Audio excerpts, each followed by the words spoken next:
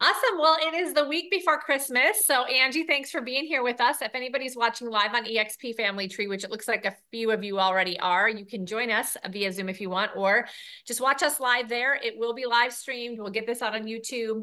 And I think today what we're going to do, since we kind of anticipated maybe a small group right on the heels of Christmas, is just a few things to be thinking about for the new year in terms of optimizing and simplifying your just the operations or the systems of your business, whether you're a solo agent, a team leader, or anywhere in between.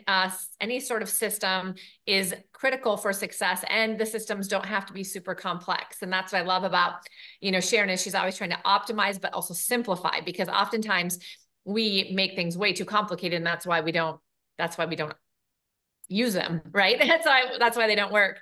So Angie, are you coming into the call with anything specific as far as optimizing or simplifying the operations of your businesses today that you specifically have questions or just want to share, or even just things that are working for you?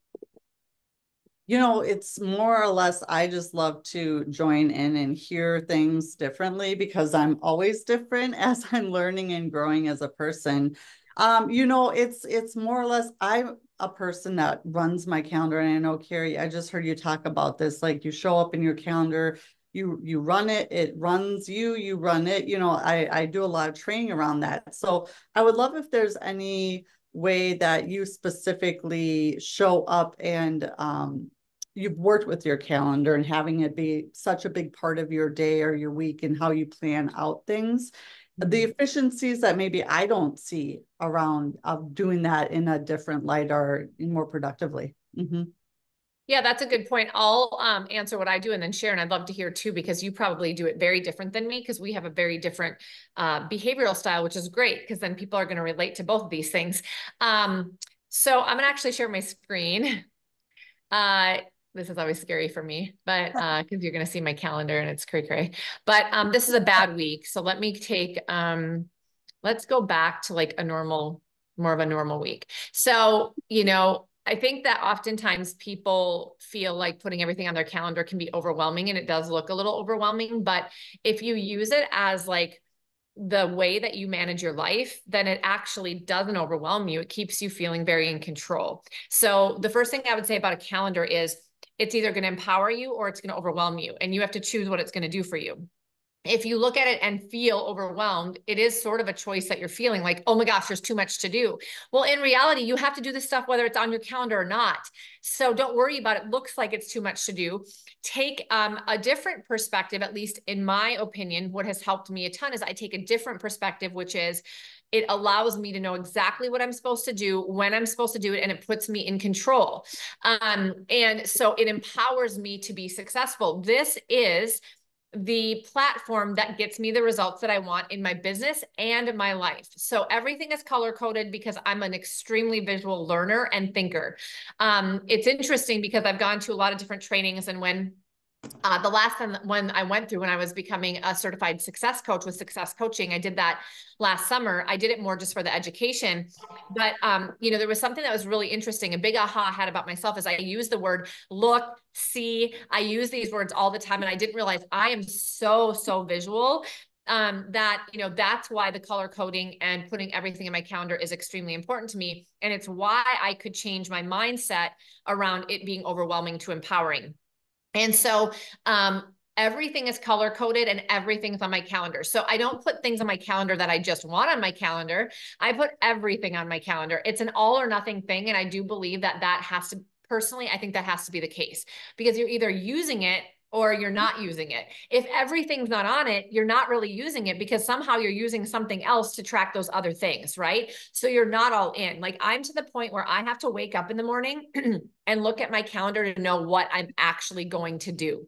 Like, personally, professionally, I don't know until I open this up, and I completely rely on it, which makes me completely rely on it, which makes me use it 100% of the time. And that's how I can feel empowered by it. What I used to do is I used to put some things on my calendar and other things I would write down on here, or other personal things I would just say I was going to do. And I just knew in my head what I was going to do. And what I realized is I wasn't fully committed to the calendar. So it didn't actually empower me very much. It just didn't really work as well as it does today. Today, I would say it is the number one system I use in my business and my life that helps me be successful.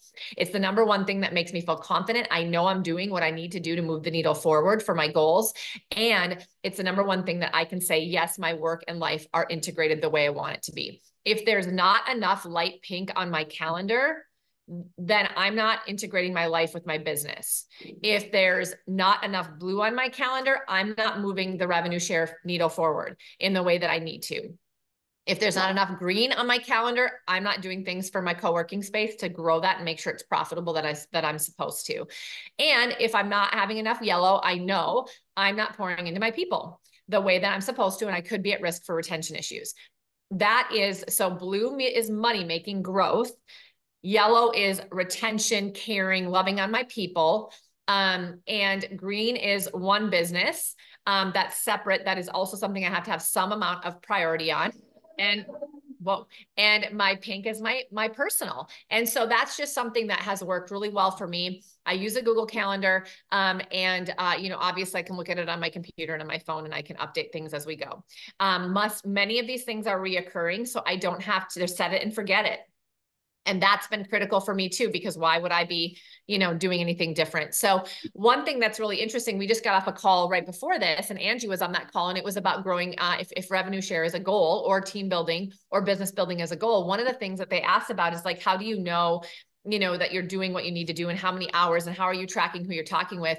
If I were to go back for 2 years in this calendar. My summer months were a lot on purpose. Some of them were a lot less busy. But if I were to go back and I were to look at all of my weeks, there's never a week that I had probably less than 8 to 10 people in blue. And if there was, I like recognize it right away. And the next week I was putting more on there because I had a specific goal. And if I didn't have that happening, I would be in trouble, and I was not doing what I needed to do. So if you can see, if I go back, there's really very few weeks where I don't have at least 10 appointments. And the way I was able to track that was by color coding, and I could really quickly look.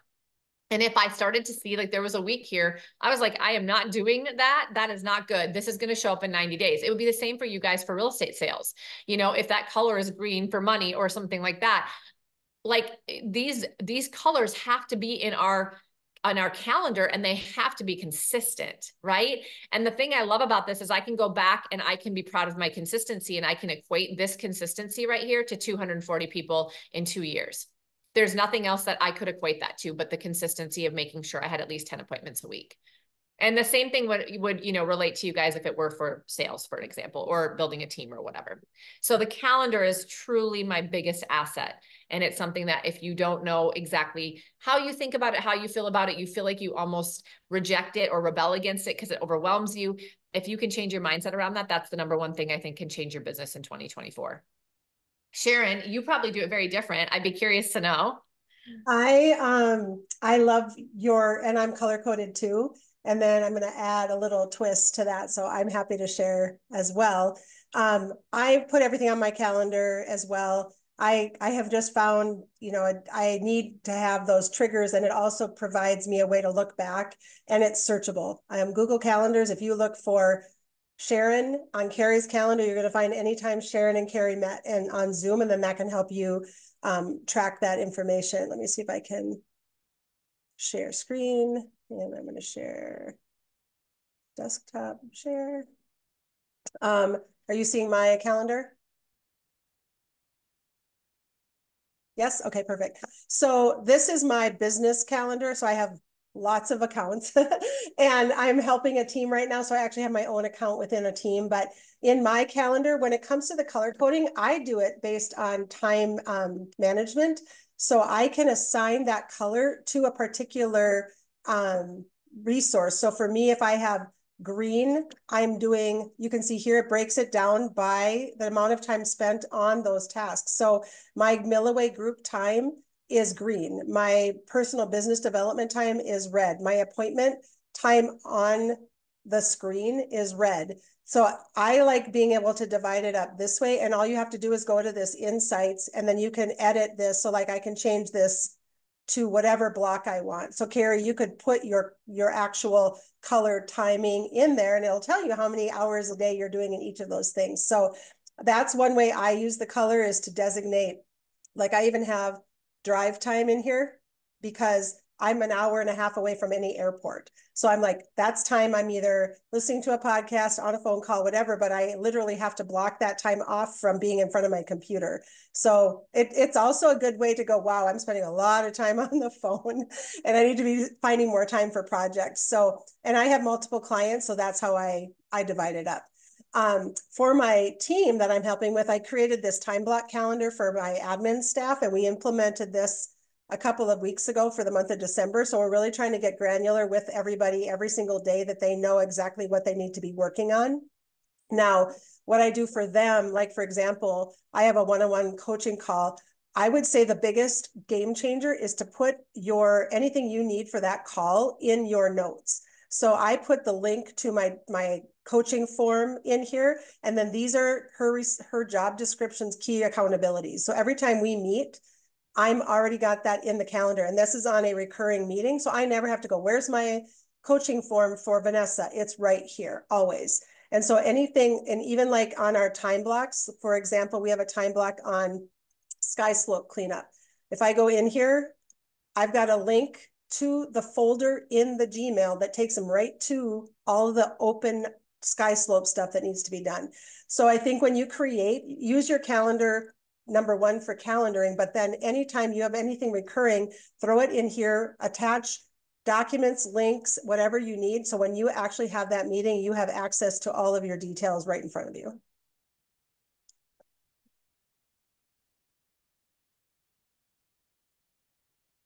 Yeah, I don't do that enough.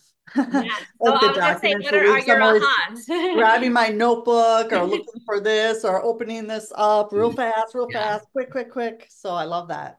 Yeah. Yeah. Yeah. Jerry Ann, anything that is an aha for you in terms of calendar and schedule, or anything that you do differently? We're just kind of masterminding around the schedule and calendar as one of our optimized and simplified systems for business and life. Hello, ladies. I am trying to develop more systems, and that's why I tuned in today with this. I feel like that I don't have the best use of my time. I do use a Google Calendar between my admin and myself. She goes in there and puts things in there, but it's more just to track where I need to be at that time instead of trying to manage ahead. It's more about specific appointments. Mm. And by the way, I apologize. I'm kind of under the weather, you can hear. But I'm trying to figure out how to do this. I've just been with EXP about a year, and have a small team, and just trying to manage that and make the best use of our time. So hoping to get some takeaways today. Thank you all. Awesome. Awesome. So, what are any other specific ahas that you had, Angie, other than just utilizing your calendar a little bit more for that stuff and having it in one central location? Well, and I think what I do is I also, with the kids, I attach all their sports calendars and I color code those. So I open those up. So I've gotten, I think really good about what you talked about, Cari, and just it's on there, and it truly it is everything. So that I know just to go there, and it's I know what I'm doing, and I know what my kids are doing, and I know very quickly for setting appointments or for being able to help or when you're wanting to be available. So but yeah, I think it's just maybe I can do a little bit better of I think more compartments or color coding of different things. I love, Cari, how you showed that, and then how you, Sharon, even went into name it each color specifically. I haven't done that. So I think I know, I can look at it and I can know, but I think I haven't dived into the reporting enough of it. And that's really quite a big takeaway for me. Yeah, I mean, I think once you start using this, you're going to love it. I mean, I love the fact that Sharon brought up how you can go search back. I actually do that quite a bit. I never thought about mentioning that to you guys, but I do that quite a bit because I'll see like, oh, how many times have I met with this person? when's the last time I met with this person? Because then it helps me to know, like, okay, I met with them, you know, a month or so ago, and I should be touching base with them. But also if there's notes in there or what we talked about and I put in there, it's like, I don't know, if you're using your calendar so much already, it's just kind of nice to use it for a one-stop shop as much as you possibly can. You know, obviously to help you with calendar, if you've got agents, clients, different people that need to find time on your schedule, I'd highly encourage you to use something like a Calendly, and hook it up and just allow certain times and days, you know, for you to have availability so you can keep and maintain control of your schedule, but that it can be automated. That's one thing that has helped me a ton. It just really, really simplifies the appointment setting process. It also just gives you a lot of time back. I have a client up in New York City who she sends Calendly links to her prospects that want to talk to her about real estate. And she just lets them set an appointment on her calendar according to how she set it up. And she said it's been so much easier than going back and forth. Nobody likes to go back and forth to find an appointment. It gets annoying. And I think we lose prospects sometimes by doing that. So if it's in their control and boom, while they're thinking about it and excited to talk to a realtor or to talk to a team leader or whatever it is, like perfect, set the appointment right now. Just use this link and get on my calendar today, you know, embedded commands, like give them the opportunity while they're in the moment that they want to set an appointment where it makes it as simple as possible for them. And then you don't have to go back and forth and it doesn't get lost in the shuffle or create a whole bunch of time, you know, spent on something that you don't need. So that's been a big hack for me. And I've been noticing just for agents who are working with clients, it's actually been really good for them too. Yeah, and I would probably say one of the things I see is, especially from an agent, like a producing agent or the rainmaker, is your calendar becomes like jam packed, and you've got, I'm going to block off from 1 to 3 to do lead gen, and then within that time I've got, you know, 15-minute calls already plugged in, and then you've got, you know, adding things within there. I'm like, are you really sticking to that? Like, are you really using it that way? Because if you're trying to layer things within there, I would recommend creating an additional calendar that you can toggle in and out with versus having one calendar that's not working for you. So as I should, you know, if you haven't ever created a secondary calendar, you just create other calendar, decide what it's going to be. So this is going to be my lead gen calendar, and I'm going to do Monday, Wednesday, Friday, this and this. And so on every single day, your calendar is going to have appointments and follow-ups, but then on your lead gen calendar, you're going to say, oh, it's my A day today, or it's my land day today, or whatever. And you can have that over here, but it doesn't have to clutter up your other calendar. So I think, and that's the other thing about maybe today's conversation. I kind of thought of it when Cari and I were talking about what we were going to talk about. I said, I want to kind of look at it as like Oprah's favorite things. Like, it's like, how do we end the year with like, whew, you know, and then come forward with what are the things that we're looking forward to. And one of them is just like, look at what you're currently doing and how can you make it really what you're doing. So if your calendar, like my time block calendar isn't working for me anymore. Like I've now shifted gears on a few things, and now I have to go back and look at it and go, okay, how is my day really structured? My husband and I are going to be relocating to Texas for a few months. How do I want to time block my day to still enjoy time with him and sunshine and work? And so I'm going to reassess my whole calendar and redo it and then stick to that. And so I think we just have to take, like always when we do New Year's resolutions or New Year goal planning and things like that, it's like take the time to kind of clean things up and feel like you've refreshed your day and your life and your calendar, and look forward to like, what does next week look like? Because now I've got this bright, shiny new calendar to work with. I love it. Love it.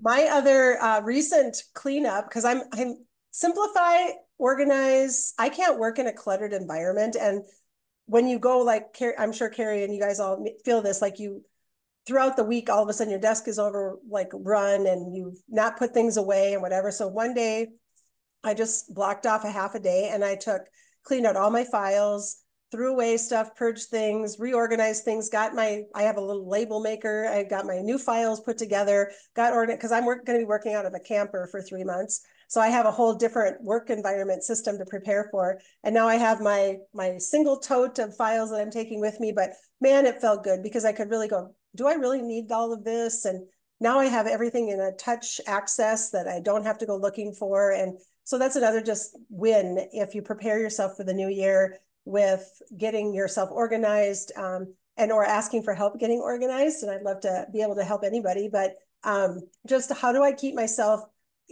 moving forward without wasting time looking for something, my files, my Google Drive files, whatever it may be. And the minute you get yourself in a rhythm of now I have touch access to everything, it frees you up so much. Love it. Great. I do think that that's a big one to ask yourself. I like that. Am I spending too much time searching for things because I'm unorganized? And most of us are. So then it's like, well, what are those things? And so what's the number 1 or 2 or top 3 things I could do to organize? For me, a lot of times it's emails. And so at the end of the year, but also just randomly throughout the year, I will go into my email and I will set an hour-long time, and I will, or maybe a little more, and I will literally go through emails and I will file them in folders. And I will create folders so that if I have to look to these things again, if I'm keeping them for a reason, I think they're important, then I need to put them in a calendar so I can go find them again really easily, instead of just having them all in my inbox all over the place, super disorganized. And so that's one place I think a lot of people get, a little, yeah. Are you showing your folders too, Sharon? I went ahead and I purchased this subscription called Clean Email, and you can apply it to up to 4 accounts. And so what it does is it basically goes in and it extracts your email figuratively. And then it says, here's how many subscriptions you have. Here's how many things are sent to you that you're really not the primary person on. And you can really quickly clean it out. Awesome. And I've got like 4 inboxes. So I found that that's helpful. And that way I don't have to worry about it so frequently. But when I do it, it does do it quicker for me. And then always archive, never trash, because then you can always find it if you need to. And I'm a big labels person. So labels for me help me organize my inbox, where I have a way to that filter your labels up to the top. So I put like __ follow-up, _ active stuff. And that way, when I label those, they don't, like if it's a Z, if it's like a Zillow folder, it's at the top because I'm forcing it up to the top of visually for myself to see that. And then the follow-up tag is so important. Like if you don't have a really good follow-up system we tend to send emails, and unless you use Boomerang, which I've tried, I don't like, but unless you have a way to say, I just sent an ask for something, I tag that for follow-up to make sure I know it's still outstanding until I get an answer back. And then I know I can reach out again. So that is a game changer for me, just having my core inbox stuff, kind of 5 buckets that I label them for so that I can see active stuff that's current, and then everything else. Then I put a secondary tag on it for maybe the client I'm working with or the product it is, but I also double tag them where it's the stuff I'm tracking. Love it. Yeah. So how do you organize your inbox? That probably would be like a second thing, if you can do that at the end of the year to start off the year feeling like you've got it organized. I like that. And I'm like super, again, I think because I'm visual, I like to see the different files or folders rather on the left-hand side of mine, because it just helps me to like quickly look. And not only does it help me look to see where something might be so I can find it fast, but for me, it actually shows me also, it reminds me. So I'm going to share my screen and really quickly, Sharon and I will go back and forth. This is my Vimeo, by the way. This is a great system I was going to show you guys, but let me show you this first. Over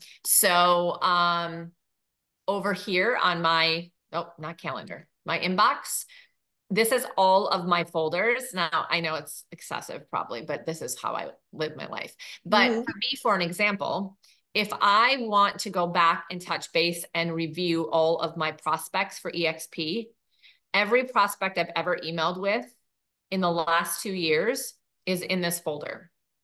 And I just did this again, not too long ago. I do it about every month and a half.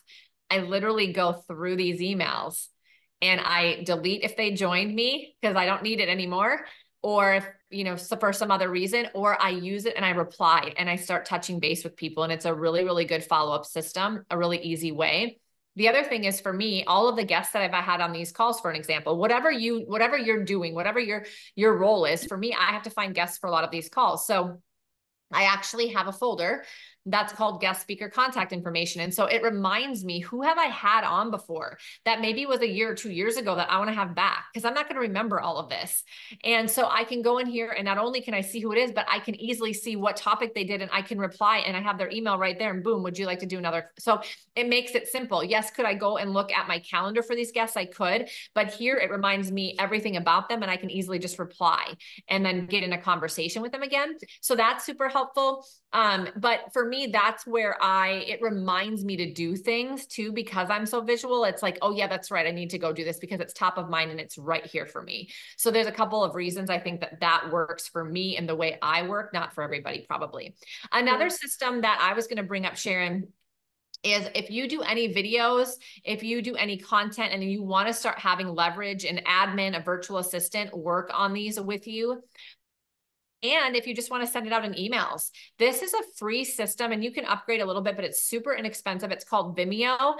And it's a place where you upload from your phone or your computer all your videos. You can then also title them.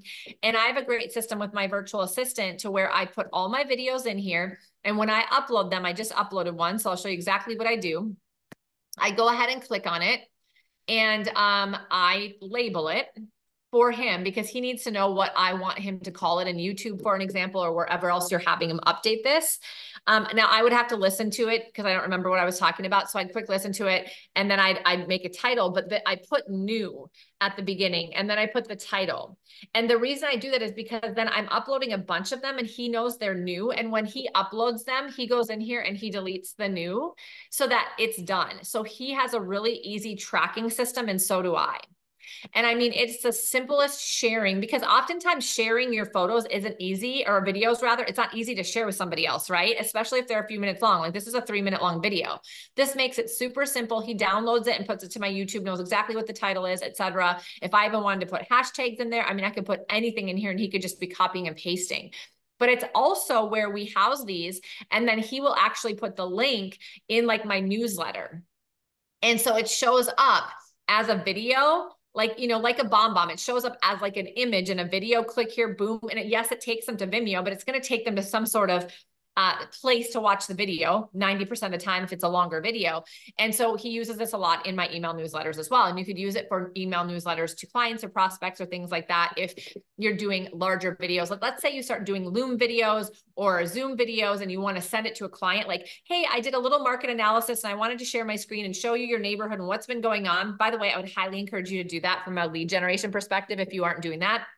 But you're going to need some platform in which you send them the video through an email where it's not too big so that they can actually click on it and see it. So you could upload those things to something like Vimeo and it would work. So this has been a really simple, very, very consistent method that my VA and I have been able to work on video together with. So I wanted to share that with you guys. Love that.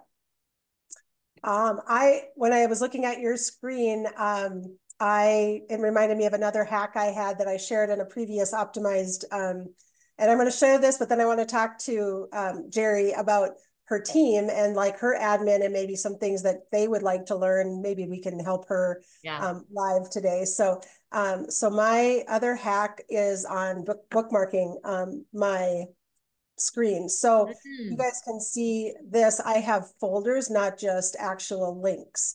So for example, if I have EXP, I have all my access links to EXP. If I have, you know, my stuff, Brivity, whatever, my client, these are all the logins for the particular client I'm working for. So I didn't know you could do folders in Google until this year. And once I found that out, I'm like, I just always start here. I don't have to go over to my bookmarks. I just have them all lumped in a proper way. And so all you have to do is go here, go to bookmarks and lists, and you can bookmark. And once I want to bookmark it, it asks me which one do I want to go to. And then I just pick from my chain of what I want and it puts it in there for me. And then I just have these groups of folders and I need to edit these as well because life has changed a little bit, but I just thought that was a good hack and I have something that I really like to have as well. Love it. Awesome.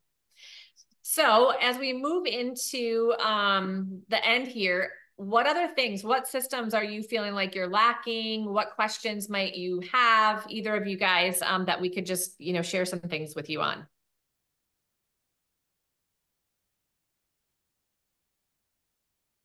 Either of you have anything else that you've been like, okay, I definitely need to get this system in place? I have so many that I have so many questions and so many thoughts as far as systems that I really don't even know where to start. Um, very seriously. Um, one thing I wonder is how did you get your virtual assistant?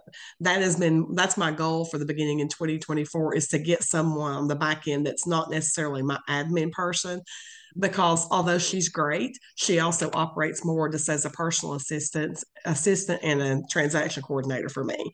So a lot of the things that I want her to do, she doesn't have the background in doing that. So it becomes what should be a small project becomes hours of work for her figuring out how to do it. And then I've not best utilized her time. Whereas from what I understand, virtual assistants, they can knock this stuff out just in no time. So that's my big goal for 2024. Do you all have any thoughts on that? Sharon, do you want to start or do you want me Oh, to? yeah, I was trying to figure out how to stop sharing. Sorry. So I've actually just hired another VA for a team I'm helping. So the biggest thing is to be concise about your goal for what they will do. So it can't be, I just need somebody. It has to be very precise. Virtual assistants are smart, savvy. But they need to have clear direction, um, things that are like system focused, task management, and good directions. So if you're currently doing it, you need to document how you do it, what your expectations are for what you're doing, and then be able to hand it off to them in a systematic way. So the one I'm hiring now, and I've hired 20 plus VAs, and there's multiple different ways to do that. I've gone with a couple of different VA companies, like Cyberbackers are one company that's been like a Keller Williams focus. Then there's Brivity VAs, which are for Brivity like platform users, but they also can do for others. There's other VA companies out there you can use. I've hired direct a VA, and sometimes that doesn't work the best because they don't have any accountability with the back end of a VA company. What they can do is provide training, sometimes benefits, health insurance for these virtual assistants. So they have like a back end coaching system, support system. They hire them, they vet them, they bring them on, they train them, and then they provide them as a trained resource for realtors. So I've had direct hires that were with companies in the past that now are direct hires, but they've proven their worth to me to allow them to be a direct hire. So really it's just clarity of the role. And I will say that I know teams that have VAs doing their transactions end to end. I know teams that have, they're doing executive assistant, they do social media, they're multi-talented. So you really have to, a lot of people say, what is your I don't want to do it anymore list look like? What is your admin's I don't more list from your business?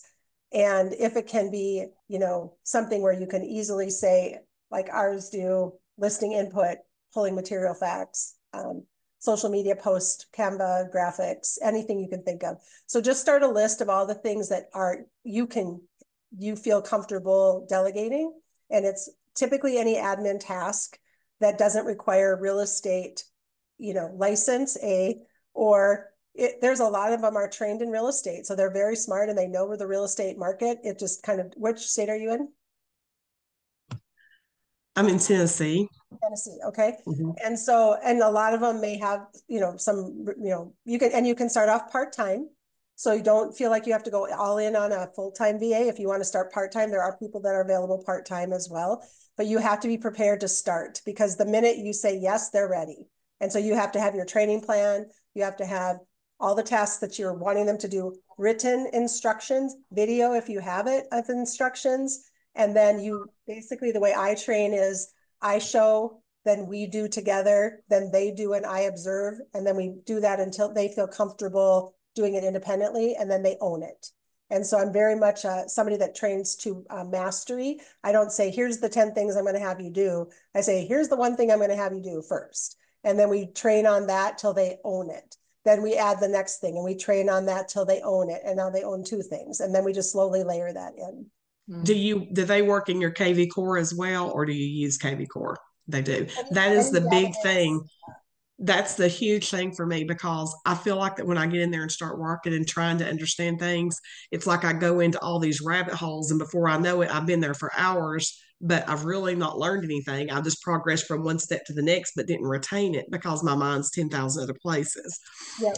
So And so that's, you'll be yeah. looking for a database manager. So, and there's very specific tasks, and a lot of the VA companies do disc profiles or other assessments to determine their, where their strengths are. And the one I just hired has 4 years of real estate experience and is a VA and doing a multiple of things. And we hired this person to do database management and assist one of our agents with listings and offers and things like that. So as long as you know the pieces your admin no longer has the time to do, or you no longer have the time to do, and it's something that the most important thing is it repeatable? Do you have a good process written down and or visually put in a video? And if you don't, you can do it while you train them. So don't worry about that. So like you use Loom or something while you're training them. And then a lot of people, when you train somebody on like, this is how I want my leads managed in KV Core. I want you to do these 3 things. And then you do the video, and then you give them the video, and then you have them document the steps that you just taught them.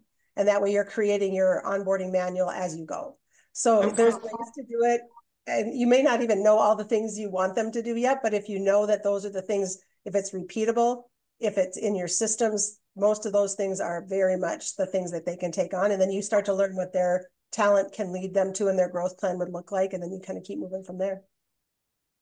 And one other question I have for you all is, you were talking about the Venmo, or however you say that.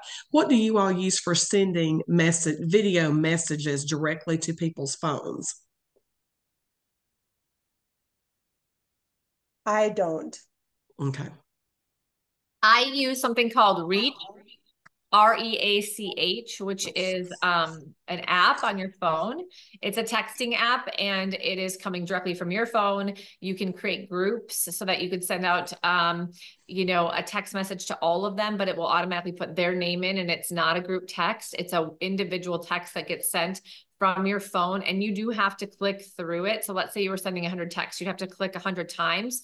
But once you create the message once, you literally just click, click, click. It might take you about 1 minute to get through 100, So, and it's going directly to the people, it's going directly from your phone, and it's not coming from a CRM. So you don't have to have all that verbiage at the bottom of a CRM. Now there's so many rules that text messages coming from a CRM are tricky because you can't remove any of those things at the bottom. So now it just looks more like, oh, they're sending this to everybody. So this is something that I use all the time. I've created a couple different groups, both for my co-working space, my coaching clients, as well as all the people under me in EXP. So you can pass clients, vendors, affiliates, Sphere, friends and family, agents, whatever it is that you wanted to do, set up all of these groups, and then it would be very, very easy. It's a small monthly fee, but it's a great app. I had heard about that. That's on my list to address in 2024. I've got several different things I'm trying to knock out, but that was one of them. Yes. It doesn't take too long. You just have to spend the time. So number one, make sure that all the people are in your phone and they are a contact. And then if you have a list of contacts, like I want to put these people in a group, you have them written down somewhere, you can print them off from a CRM or something. It makes it a lot easier. You go into the app, you create the group, and then you just start typing in the people's names. You already have them as a contact and you can add them really quickly. So if you do that first part of the preparation, it makes adding them to that app super easy. And then, as you get a past client, you could have your assistant send you an email saying, okay, you closed on this one. Don't forget to add them to, your contacts in your phone. They probably already are if they're your client. Right. Don't forget to add them to your Reach account because it's going to be on your phone. So an admin typically, unless they have access to holding your phone, can't do it for you, but they could certainly send you every time a closing happens, a reminder to do it. And then you just go add that one person to your Reach, account to that group, and it's fast. Right. Cari, is there a limit to how many in a group? No, not that I know of. I haven't reached that yet. And I have a few hundred at least. There may be, but I haven't seen that. When you said that you have to tap each one of them, do you tap each individual recipient or do you tap that group? Once, like if you like, let's say we were going to do your 50 top Sphere people, is that one group or do you tap all 50 recipients? So what happens? And it's okay. I mean, I can figure it out. You create the group, and when you go into you say, okay, you hit the plus and then you start typing that message first. Once the message is done, then it says, who are you sending this to? Then you click the group. When you click the group, they're all going to be already selected. That's what I was getting. But you can go and deselect certain people if you want to. Great. It's very easy. Yeah. It's really things like that I need in my life just to make life easy, because, my production is great, but I'm trying to scale in and, just be more direct in managing my time going into 2024. So, yeah. Thank you all. Yeah.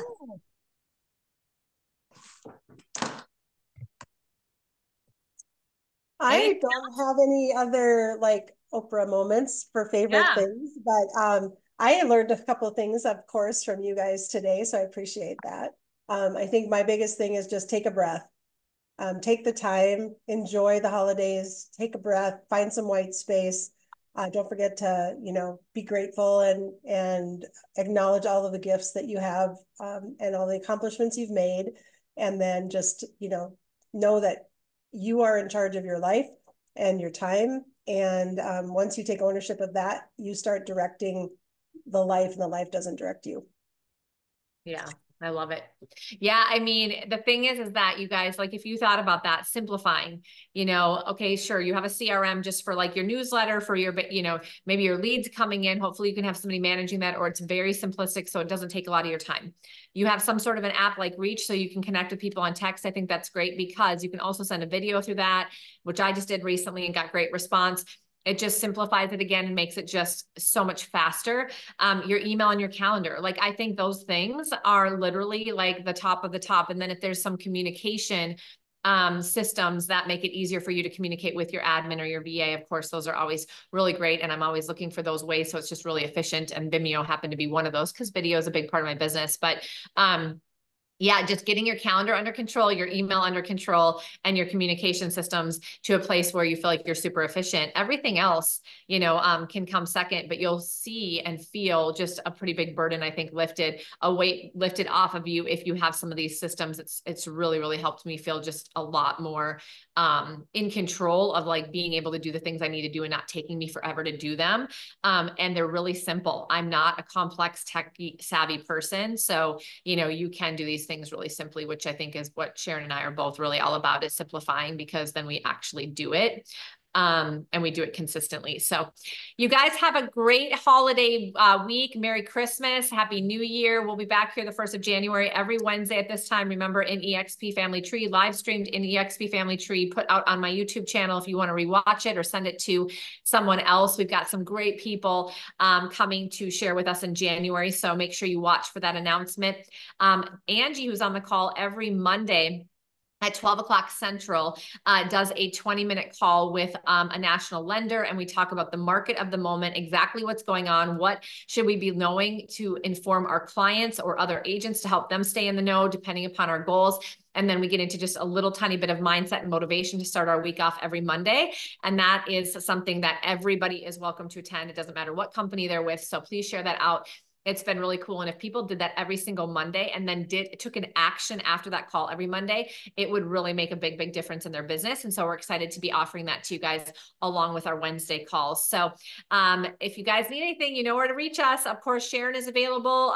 If somebody wants some help or wants some consulting around operations, find Sharon in Work Chat.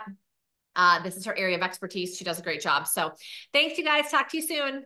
Merry Christmas. Bye, Merry Christmas. Bye.